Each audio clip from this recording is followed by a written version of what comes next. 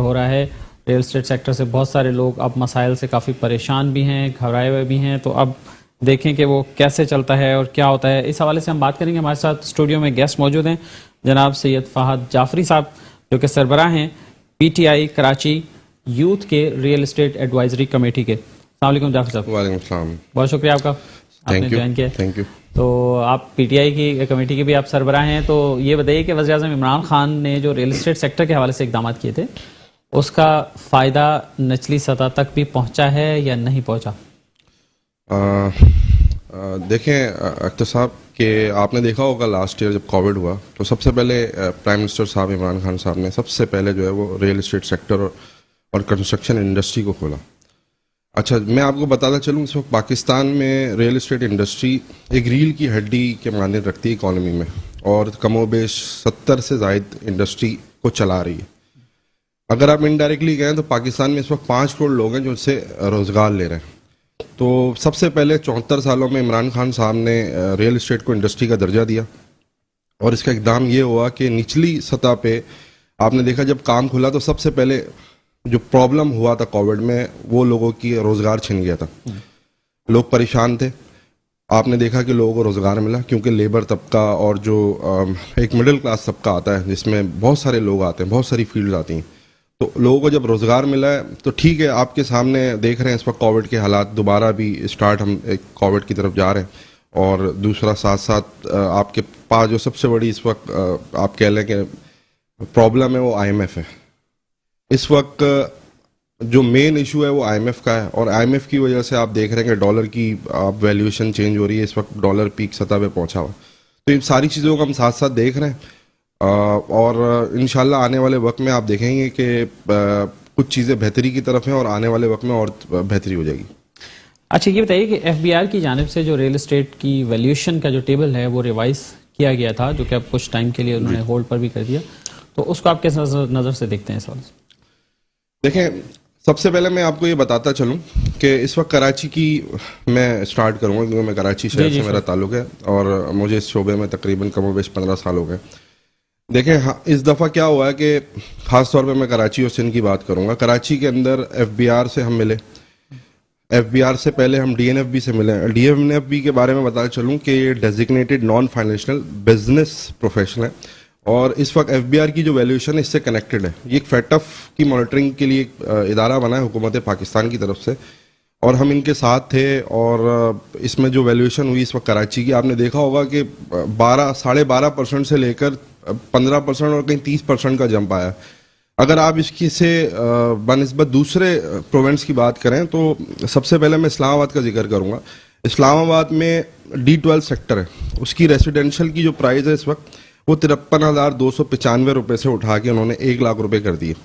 اور اسی طرح میں لاہور کی بات کروں گا, کنال ویو کی.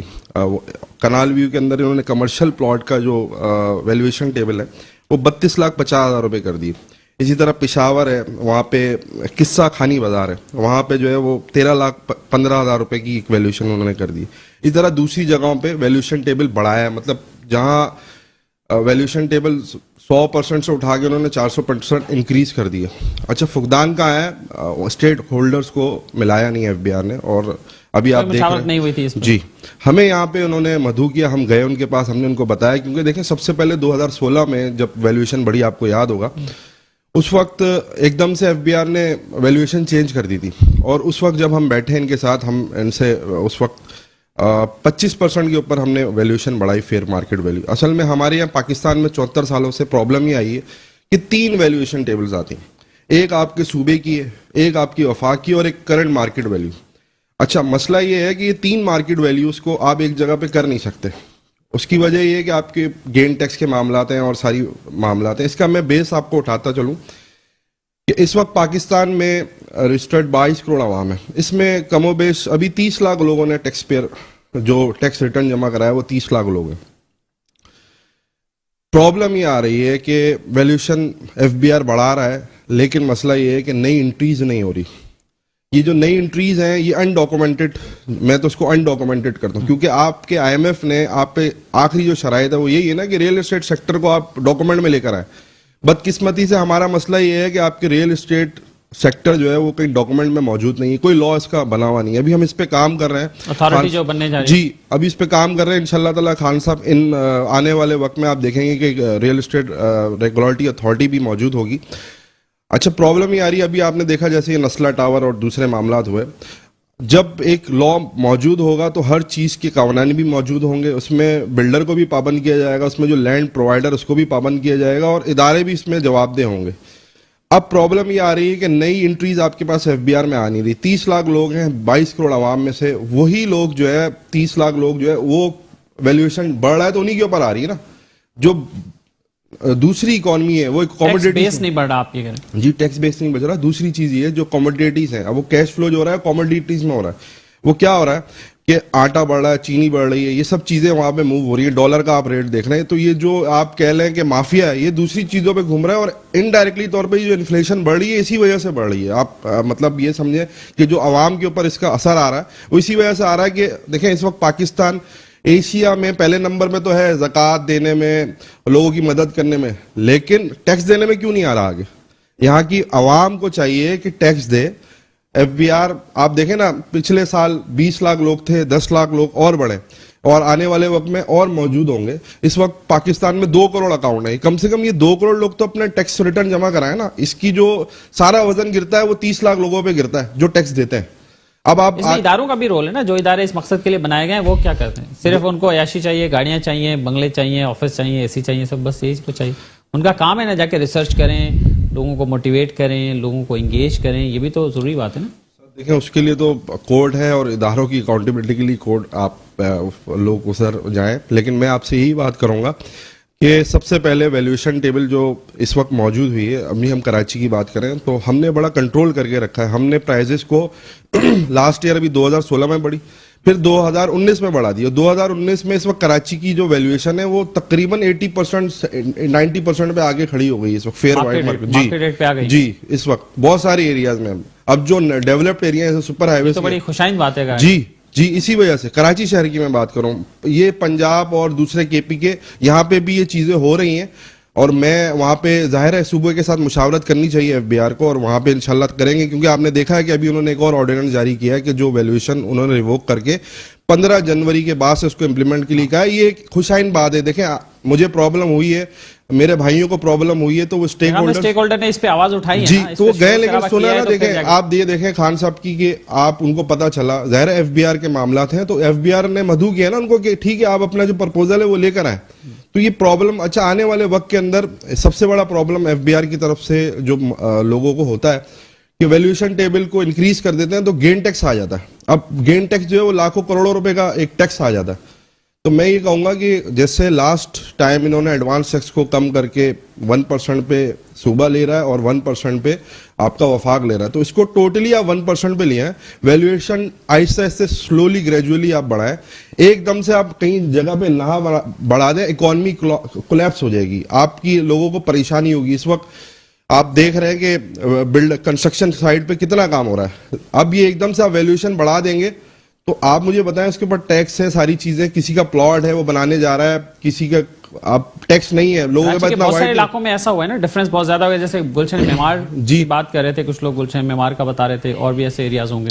देखिए सुपर हाईवे की स्कीम 33 है, न्यू डेवलप्ड एरियाज हैं. यहाँ पे कुछ जगहों पे लैंड को ज्यादा इंक्रीज किया गया, जो वैल्यूएशन टेबल थी वो बढ़ी है. इसी वजह से एफबीआर ने दोबारा मधु किया है कि आपको जो प्रॉब्लम है वो आप 10 दिसंबर तक आप अपने रिटर्न नोट पे लेकर आए और इसको वो देख रहे हैं. और ऐसा नहीं है कि नहीं देख रहे हैं, चीजें बेहतर हो रही हैं और इंशाल्लाह आने वाले वक्त में आप देखेंगे कि चीजें बेहतरी की तरफ जाएंगी. आप नौजवान हैं माशाल्लाह और पीटीआई के कमेटी को भी आप हेड करते हैं, तो आप क्या देख रहे हैं? वैसे अदरवाइज बिल्डर्स परेशान हैं, बिल्डर्स ने वैसे ही स्ट्राइक कर रखी है, आपको पता है कंट्री वाइड. तो रियल एस्टेट सेक्टर्स से आपका ताल्लुक है, तो रियल्टर्स क्या सोच रहे हैं, वो आगे का उनको क्या नजर आ रहा है? कोई अच्छी खबर है, अच्छी उम्मीद है? आप उन्हें कोई अच्छी खबर दे सकते हैं? देखें सर, सबसे पहले मैं आपको ये बताऊं कि देखें रियल एस्टेट सेक्टर को मैं फिर ये बात कहूँगा कि डॉक्यूमेंट होना पड़ेगा, इसको एजुकेशन में लेकर आना पड़ेगा. एक प्रोफेशनल पाकिस्तान क्या दुनिया के अंदर रियल एस्टेट सेक्टर जो है वो इकॉनमी का एक आप मानन हीरील की हड्डी है. पाकिस्तान इस तरफ सीपैक की तरफ जा रहा है और दूसरी आप समझ लें कि और चीज़ों के लिए बेहतरी की तरफ और चीज़ें हैं. تو اس کے لیے آپ کی ریل اسٹیٹ کو ڈاکومنٹ میں ہونا ضروری ہے. ڈاکومنٹ کے بغیر آپ کی انڈسٹری کو آپ سمرائز اور پراپر طور پہ نہیں چلا سکتے. دوسری چیز یہ آنے والے وقت میں آپ دیکھیں گے کہ یہ چیزیں پراپر, جیسے ابھی آپ نے دیکھا کہ ڈی این ایف بی کے ساتھ مل کے ہم نے ایک اقدام کیا کہ بروکر کی لائسنسنگ, یہ 22 جنوری سے اب بروکر جو ہے وہ D N F B basically F B R کے ساتھ کنیکٹڈ ہے, اور جو لوگ اب اس ریئل اسٹیٹ سیکٹر سے وابستہ ہیں ان کو رجسٹرڈ ہونا پڑے گا. اس کا فائدہ کیا ہوگا؟ اس کا فائدہ یہ ہوگا جب آپ کی ایک لائسنس موجود ہوگا نا تو آپ کا کمیشن کہیں سیٹ نہیں ہے. دنیا کے اندر ریئل اسٹیٹ ایجنٹ کا کمیشن سیٹ ہوتا ہے, یہاں پہ نہیں ہے کیونکہ لا ہی نہیں بنا کبھی. اب یہ لا کی طرف ہم جا رہے ہیں, تو اس کا سب سے بڑا فائدہ یہ ہوگا کہ آپ کو کمیشن ایک سیٹ ہوگا کہ 2% 4%. کوئی بھی ایک بائر آ رہا ہے یا سیلر آ رہا ہے, اس کو پتہ ہے کہ یار مجھے اس کو یہ پے کرنا ہے. اچھا, دوسری چیز میں آپ کے تبسط سے یہ بات کہوں گا کہ سندھ گورنمنٹ ایک ہمارے پہ سروس ٹیکس چارج کرتی ہے 12% کا.